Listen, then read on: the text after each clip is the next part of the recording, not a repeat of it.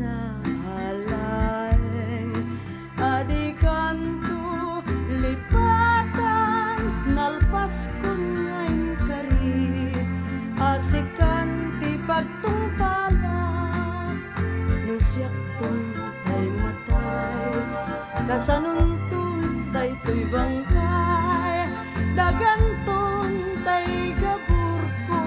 root meten tay tumubo root meten biag ko ti umay tu kanyak mangyang mo asyak day dinatayen agapula da ulpit mo.